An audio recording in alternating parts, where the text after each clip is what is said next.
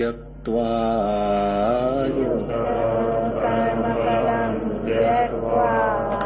शान्तिम् आप्नोति नैष्ठिकम् शान्तिम् आप्नोति नैष्ठिकम् अयुक्तः कामकारेण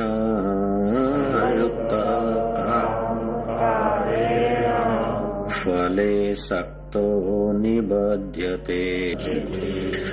कर्मयोगी कर्मों के फल का त्याग करके भगवत प्राप्ति रूप शांति को प्राप्त होता है और सकाम पुरुष कामना की प्रेरणा से फल में आसक्त होकर बंध जाता है। इस श्लोक से तो ऐसा लगता है कि बड़ा आसान और बड़ा सहज जीवन जीने की कला मिलती है। साधु बनकर, तपस्वी होकर, वो सन्यासी होकर परमात्मा को पाना तो जरा जन साधारण के लिए कठिन है, लेकिन ये श्लोक तो ऐसा है कि तुम जहां हो, जैसे हो, तुम्हारे पास जो भी है, चाहे ज्यादा धन है चाहे कम धन है, ज्यादा पढ़ाई है कम पढ़ाई है, ज्यादा विस्तार है चाहे कम विस्तार है, तुम जहां हो वहीं से ईश्वर प्राप्ति तुम्हारे लिए सुगम हो सकती है। बड़ा सहज में है। युक्त कर्म फलम त्यक्त्वा शांति मापनोति नैष्ठिकम। योगी शांति पाते हैं एकांत गुफा में, लेकिन उस एकांत गुफा की शांति में भी कृष्ण राजी नहीं हो रहे। कृष्ण कहते नैष्ठिकम शांति।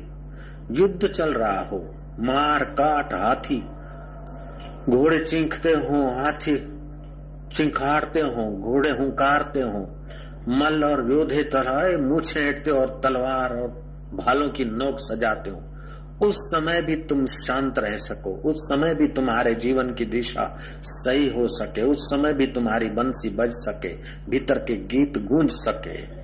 युद्ध के मैदान में कृष्ण जैसे निश्चिंत है, ऐसे संसार के इस राग द्वेष के, काम क्रोध के, मेरे तेरे के चाहूं और से अशांत युग में भी तुम्हारे दिल की बंसी बजती रहे, ऐसा दिलबर कृष्ण तुम्हें समझाना चाहते। मंदिर में जाकर पूजा करना ठीक है, लेकिन तुम जहां खड़े हो वहीं मंदिर खड़ा हो जाए, ये कृष्ण कला बता रहे। यज्ञ की वेदी पर धर्म संपन्न करना ये अच्छा है, सुंदर है, लेकिन तुम जो कुछ कर्म करो वो यज्ञ हो जाए, ये इशारा कृष्ण दे सकते हैं। तुम गिरी गुफा में जाकर समाधि करो और योग सामर्थ्य और योग सिद्धि पाओ, ये अच्छा है, सुंदर है, लेकिन जो तुम करते हो वही योग सिद्धि का मोक्ष द्वार खोल दे, ये कृष्ण का संकेत है। तुम सत्पुरुषों को खोजकर गिरी गुफाओं में महापुरुषों के चरणों में 12-12 वर्ष झाड़ू बुहारी करके अंतःकरण शुद्ध करो, फिर तत्ववेता महापुरुष को खोजो और तत्विद्धि प्रणिपातेन परिप्रश्नेन सेवया उपदेशन्ति ते ज्ञानम ज्ञानिनः तत्वदर्शिना। ऐसे तत्वदर्शी ज्ञानी को खोजकर आत्मज्ञान पाकर मुक्त हो जाओ, ये तो अच्छा है, लेकिन तुम जहां हो वहीं मुक्ति के गीत गूंजने लगे, ये कृष्ण बता रहे। युक्त कर्म फलम त्यक्त्वा शांति मापनोति नैष्ठिकम।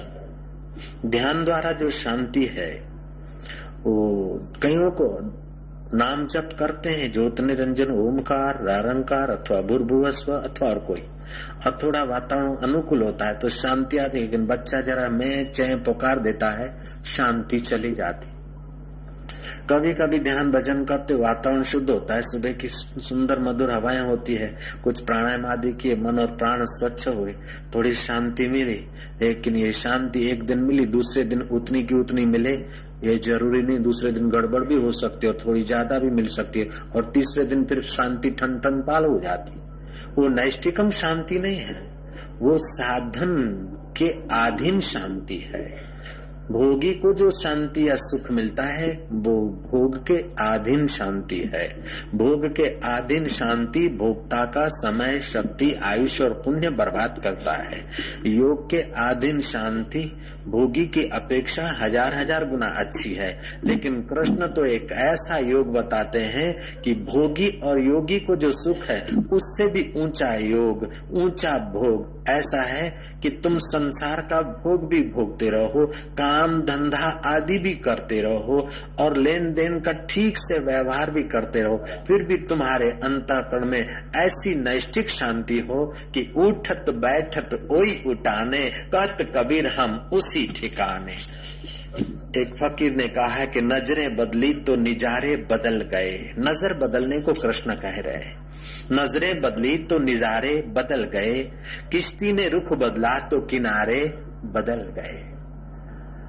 तुम्हारे अंदर सचमुच में ऐसी अद्भुत चेतना है, तुम्हारे में ऐसी अद्भुत क्षमताएं हैं, तुम्हारे में एक ऐसा अद्भुत स्वत्व है कि एक प्रलय तो क्या, एक युद्ध तो क्या, 1000 युद्ध तो क्या, महामारियां करोड़ करोड़ हो जाए फिर भी तुम्हारा बाल बांका नहीं होता।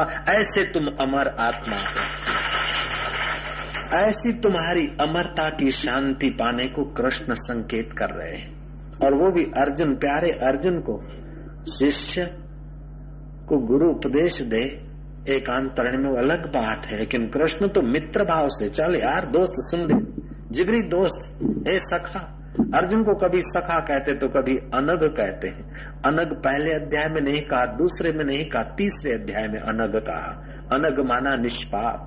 जो निष्पाप होता है वही तत्व ज्ञान को समझ सकता है, और जो तत्व ज्ञान को समझता वही निष्पाप कहा जाता है। पहले अध्याय में विषाद है अर्जुन को, इसलिए अनग नहीं है, विषाद है। अग का फल है, मोह का फल है विषाद, दुख। दूसरे अध्याय में आत्मज्ञान सुनकर अर्जुन को जिज्ञासा हुई है, पाप जल गए हैं, निष्पाप हुआ है, इसलिए तीसरे अध्याय में कृष्ण अर्जुन को अनग करके पुकारते हैं। अनग माना निष्पाप। हम लोग सत्संग करते उसके पहले हरि नाम का ध्वनि करते हैं, ध्यान करते ताकि हमारा अंतःकरण निष्पाप हो जाए, और निष्पाप हो तो हम अनग हो जाएंगे। जैसे अर्जुन अनग हो और कृष्ण की गीता को युद्ध के मैदान में सुनकर उसका साक्षात्कार कर लिया, ऐसे इस मैदान में गीता के ज्ञान का साक्षात्कार हो जाए।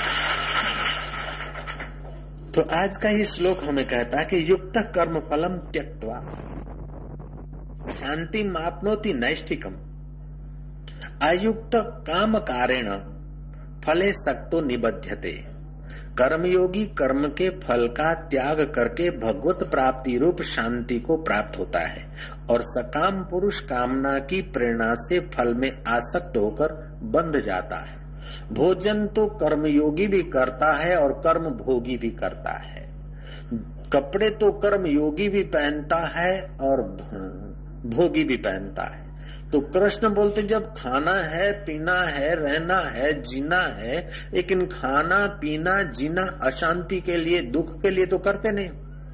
तुम सब सुख के लिए करते, तो आओ मेरे मित्र, आओ मेरे भैया, तुमको सुख कहाँ है वो जरा गुफा का द्वार दिखा दे।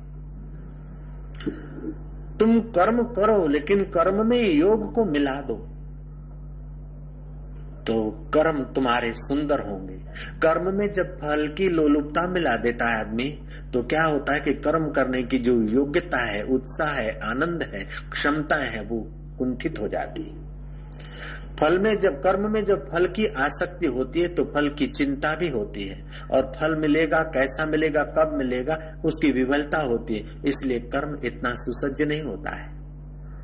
अब कर्म में जब फल की आसक्ति हट जाती है तो कर्म करने का अपना रस आता है, मजा आता है। राम तीर्थ बोलते थे, मूर्ख लोग कर्म की फल के इंतजारी में मर जाते हैं, लेकिन उनको पता नहीं कि कर्म करते समय जो आनंद रूपी फल प्रकट होता है वो मिलने वाले फल से भी ऊंचा है, और मिलने वाले फल तो तुम्हारे पीछे पीछे घूमेंगे। जब पाप कर्म का फल हम नहीं चाहते तभी भी सजा तो मिलती है, तो पुण्य का फल तुम न चाहो तभी भी मजा मिलती और यार मिलती है। फिर नाहक क्यों अपनी बेइज्जती करना। ये जीवन में ये 5 बातें आ जाती है, अथवा जिसके जीवन में भगवत रस आने लगता है तो ये 5 बातें अपने आप उनके व्यवहार से टपकने लगती है। वो आदमी संसार का व्यवहार करते हुए भी परम पद को पा लेता है।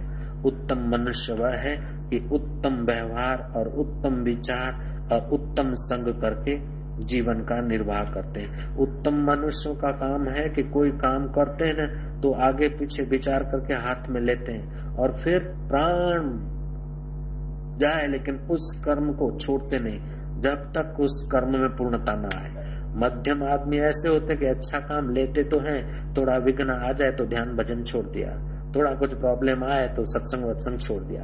और कनिष्ठ अधम आदमी ऐसे होते हैं कि अच्छे काम के तरफ चलते ही नहीं, और चलते हैं तो दिखावे भर को चलते हैं। तो अधम आदमी इस रास्ते चलता नहीं, चलता है तो दिखावे भर का। मध्यम आदमी चलता है और विघ्न आता है तो भाग खड़ा होता है, लेकिन उत्तम आदमी हजार हजार विघ्न आ जाए फिर भी नहीं छोड़ता, और अंत तो गत्वा उत्तम पद को पा लेता है। उत्तम में उत्तम पद है शाश्वत शांति, नैष्ठिक शांति। तो तुम जो कुछ करो तो काम करने के पहले आराम होता है, काम करने के बाद भी आराम होता है। तो काम ऐसा करो कि तुम्हारे चित्त में राम का आराम प्रकट होने लग जाए। चित्त को जांचो, अपने चित्त में अशांति तो नहीं आ रही है, भय तो नहीं आ रहा है, क्रोध तो नहीं आ रहा है। और जब क्रोध भय अशांति आए तो देख लेना कहीं न कहीं गड़बड़ है, कहीं न कहीं स्वार्थ है। हरि